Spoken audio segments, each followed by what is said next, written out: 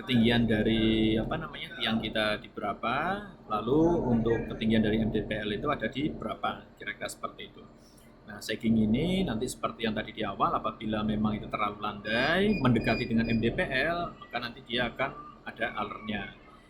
Nah, mungkin untuk kedepannya nanti kami coba tambahkan fitur terkait dari selisih saggingnya yang kita toleransi berapa, sehingga kan nanti kita akan mendapatkan lebih akurat apabila kita keinginannya di berapa sesuai dengan standar, nanti kita akan ada alert pada saat memang sudah melebihi dari toleransi tersebut. Ini adalah saggingnya. Lalu kita juga bisa melakukan ekspor dari single line diagram yang sudah kita buat sesuai dengan lokasi lat longnya, sehingga memang benar-benar sesuai dengan lokasi lat longnya. Namun untuk versi saat ini SLD ini masih bersifat PNG, sehingga ini belum bisa dikonversikan ke Visio ataupun yang lain. Sebagai contoh, ini sudah kita unduh, kita coba buka. Oh ya, mungkin ini ya. Nah, ini adalah salah satu contoh untuk ekspornya. Untuk legendanya masih standar, untuk kopnya juga masih standar. Kebetulan ini adalah di UMP Yalimo. Namun untuk secara gambar ini titiknya sudah sesuai, proporsional sesuai dengan lat long secara realnya. Nah, ini adalah terkait dari pelanggannya, dia menyambung ke gardu 1, artinya seperti itu. Ini ada terkait dari jaringan CTR. Apabila ingin ekspor ke ArcGIS, ya, itu bisa memanfaatkan fitur ekspor KML. Ini bisa di ArcGIS, bisa di aplikasi GIS lainnya. Itu nanti akan muncul. Jadi ini ekspor KML, dia sudah berformat KML dan sudah ada metadatanya juga, sehingga dapat terbaca nanti di aplikasi GIS lainnya. Kira-kira seperti itu.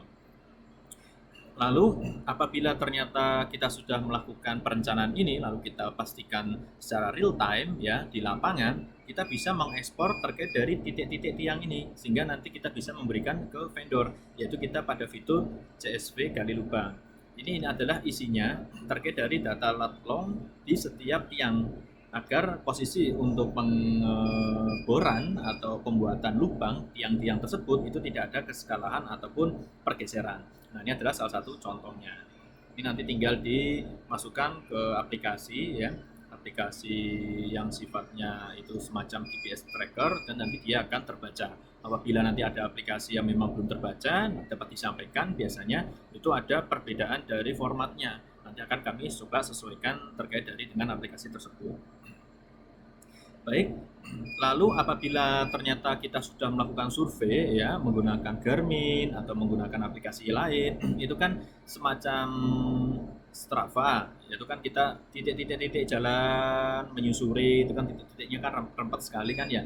Nah, kita bisa melakukan fitur dengan import track, di mana ini adalah import track ini nanti akan secara otomatis, katakanlah kita jalan mulai dari sini kan titiknya pasti rempet-rempet, mungkin di 10 cm, 20 cm akan update, maka nanti akan langsung terbentuk tiangnya secara otomatis. Pada saat jarak sudah di 50 meter atau lebih, maka dia akan membentuk sebuah tiang, sehingga tidak titik-titik kecil sesuai dengan data raw yang diupload, kira-kira seperti itu. Baik, lalu seperti apa lagi? Oh ya, untuk penyimpanan ya, kita bisa simpan dari drawing ini. Sebenarnya ada dua tipe, yaitu lokal dan online. Namun untuk yang online sedang kami coba fixkan agar setiap device atau setiap unit itu dapat melakukan listnya itu istilahnya hanya menampilkan unitnya saja, terkait dari file-file online unitnya saja. Mohon maaf ya, sepertinya kok agak belibet ya. Katakanlah kalau online sebelumnya itu kita terbuka secara lebar, jadi semuanya itu file-file online akan dijadikan dalam suatu database. Nah, rencana dari kami itu nanti akan ada fitur kayak semacam pilih unitnya, unit dari kita itu apa. Nah, nanti kita online itu filenya, save-nya akan menampilkan sesuai unit itu saja, sehingga tidak menampilkan data-data dari unit lain. Karena apabila ditampilkan, maka kita nanti akan proses scroll-scroll ataupun pencariannya mungkin namanya sama, itu pasti akan kesulitan, kira-kira seperti itu. Baik, lalu untuk saat ini kita bisa memanfaatkan fitur di bagian file manager itu save dan load. Kita ingin simpan ini ya, simpan ini misal kita beri nama sekarang tanggal 15 Juli 2026, kita kasih nama trial. Setelah itu kita klik download, maka di sini akan ada download dengan file yang bernama extension listdash. Ini kami custom sendiri bernama listdash agar tidak similar dengan yang lain, sehingga nanti pada saat kita import yang memang bukan extensionnya list-dash, maka nanti dia tidak akan terbaca sebagai proteksi dari sistem aplikasi ini. Nah, kita contoh apabila kita ingin melakukan reset, menghapus semua dari yang kita drawing, kita cukup klik tombol reset atau kita refresh, maka nanti data-datanya semuanya akan bersih seperti memang pada saat kita baru ingin menggambar. Kita coba, kita load dari yang sudah kita ekstrak tadi, yaitu di 15 Juli, kita klik open, maka di sini data-data berhasil dipulihkan, kira-kira seperti itu. Setelah itu di sini ada dilengkapi terminal ya. Nanti kalau misalkan ada error atau apa bisa dikopikan dari sini. Ini adalah sebagai monitoring setiap prosesnya apabila ada bug. Dan fitur selanjutnya tadi profil tanah sudah ya, SLD juga sudah. Kita bisa ekspor BOQ-nya. BOQ ini kebetulan yang ditampilkan di sini adalah yang sifatnya umum seperti jenis TM-nya berapa, lalu untuk kartunya berapa, lalu beberapa detail yang ROW atau kabel itu berapa.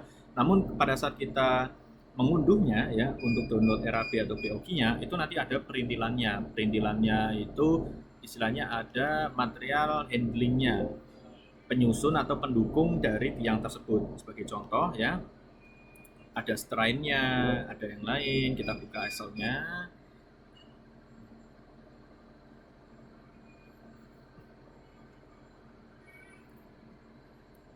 Oh, baik, ini masih diproteksi karena Chrome kami tidak bisa membuka langsung ya, ada proteksi. Kita coba kedua kali, biasanya bisa. Ya, kira-kira seperti ini. Dan ini adalah BOQ-nya. Nanti memang apabila belum sesuai ya, karena mohon izin, saya pribadi juga masih legitim, masih tahap mencoba untuk mengenali, nanti dapat disampaikan, nanti akan kami lengkapi. Jadi ada strain insulatornya dia butuhnya di berapa, lalu pin insulatornya, RMT-nya juga berapa set, tentunya nanti sesuai dengan jumlah tiangnya ada di berapa, kira-kira seperti itu ya. Ini terkait dari RAB-nya atau BOQ-nya.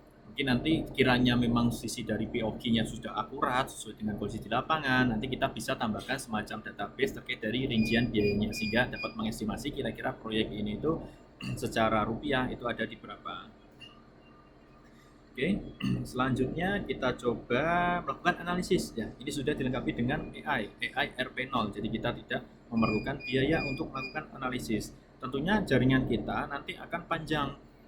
Kita bisa melakukan analisis berapa sih tegangan yang diterima oleh pelanggan. Lalu terkait dari susu teknis kabel, trafo, itu ada di berapa.